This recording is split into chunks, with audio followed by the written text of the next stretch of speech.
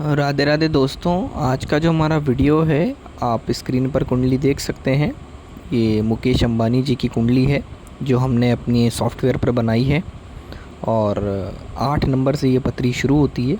आज हम इस पत्री के माध्यम से ये जानने वाले हैं कि धन योग जो है वो कुंडली में किस प्रकार से बनता है। और जैसा कि आप सब इन महान हस्ती को जानते हैं और उदाहरण के तौर पर हम इनकी कुंडली लेकर आपको समझाएंगे कि कुंडली में योग बनता किस प्रकार से है। देखिए, इनकी जो पत्री है वो 8 नंबर से शुरू होती है, जिसे वृश्चिक लगन की पत्री बोलते हैं। और जब कुंडली में धन योग चेक किया जाता है तो 2 घर सबसे पहले देखे जाते हैं, कुंडली का द्वितीय भाव यानी सेकंड हाउस और कुंडली का एकादश भाव यानी 11th हाउस। देखिए, जहाँ पे 9 नंबर लिखा हुआ है ये होता है कुंडली का सेकंड हाउस। इस घर से हमें ये पता चलता है कि व्यक्ति अपने जीवन में कितना धन अर्जित करेगा, यानी कितना धन जोड़ने में कामयाब हो जाएगा। ये धन हमें फैमिली सपोर्ट भी दिखाता है, यानी कि ये जो घर है ये हमें फैमिली का भी सपोर्ट दिखाता है कि हमें फैमिली से क्या एसेट मिलेंगे। और ये भी दिखाता है कि अपना धन जो है हम कितना जोड़ पाएंगे अपने जीवन में। 11th हाउस जो कि देखिए जहाँ 6 नंबर लिखा हुआ है, यहाँ है कुंडली का एकादश भाव। इस घर का मालिक हमें ये बताता है, ये घर हमें ये बताता है कि जीवन में इंसान कितना धन कमाएगा। जो सेकंड हाउस है वो जोड़ने का है, एकादश भाव कमाने का है। इस यूनिवर्स में आने के बाद जो व्यक्ति अपना धन कमाता है वो 11th हाउस के बेस पर उसका डिसीज़न होता है। अब इस पत्री में आप देख सकते हैं सेकंड हाउस का जो लॉर्ड है वो गुरु है, जो कुंडली के 10वें भाव में चला गया है। देखिए, जहाँ 5 नंबर लिखा है ये होता है कुंडली का करियर का भाव, 10th हाउस इसे बोलते हैं। ये हमें हमारे स्टेटस को भी दिखाता है सोसाइटी में। अब इस पत्री के अकॉर्डिंग अगर हम देखें तो यहाँ पर गुरु जाके विराजमान हो गया है। गुरु की 3 दृष्टियाँ होती हैं, 5वीं, 7वीं और 9वीं।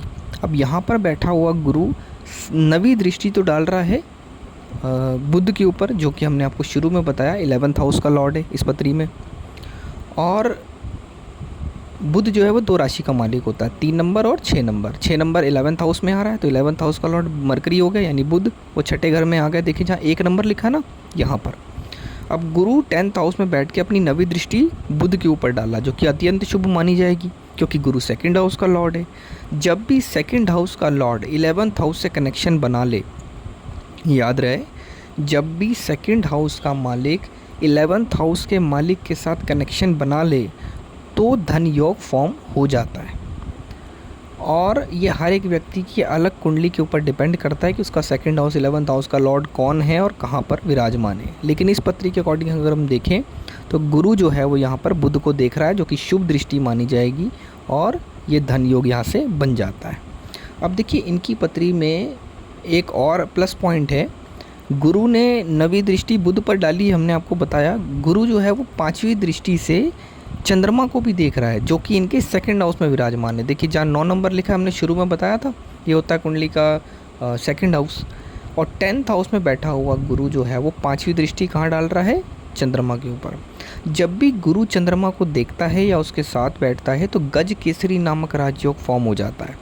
ये भी धन योग के मामले में बहुत अच्छा माना जाता है, क्योंकि गज केसरी नामक राजयोग जो होता है वो इंसान को धन में, संपत्ति में वृद्धि करता है।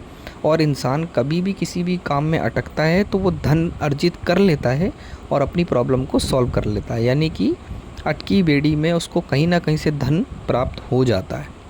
ये गज केसरी योग की पहचान है। और यहाँ पर धन योग भी बन रहा है, गज केसरी नामक राजयोग भी बन रहा है। और जहाँ पर बुध बैठा हुआ है उसके साथ शुक्र भी विराजमान है और सूर्य भी विराजमान है और केतु भी विराजमान है, जिससे 2 बड़े राजयोग और फॉर्म हो जाते हैं। एक तो सूर्य बुध का बुधादित्य योग और बुध शुक्र का लक्ष्मी नारायण नामक राजयोग यहाँ पर बन जाता है। तो इतने धन संपत्ति, इतना राजयोग और इतना समाज में प्रतिष्ठा पाने वाले मुकेश अंबानी की कुंडली में आप देख सकते हैं इतने बड़े बड़े राजयोग बने हुए हैं।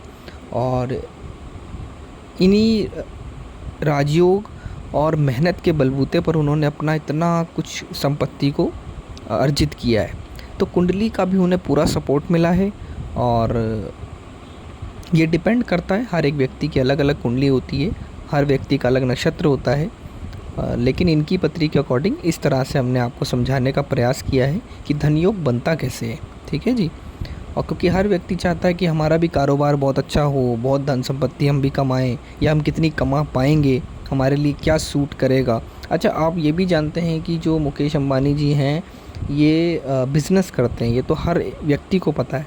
और ये बिज़नेस क्यों करते हैं इसकी वजह भी हम आपको बता देते हैं। देखिए, जहाँ 2 नंबर लिखा हुआ है ये होता है कुंडली का 7th हाउस। हमें दिखाता है कि हम अपने जीवन में व्यापार करेंगे तो वो लाभकारी होगा या हमें नुकसान पहुंचा सकता है, या हमारा व्यापार चलेगा नहीं चलेगा, वो सब कुंडली के 7th हाउस से पता लगता है।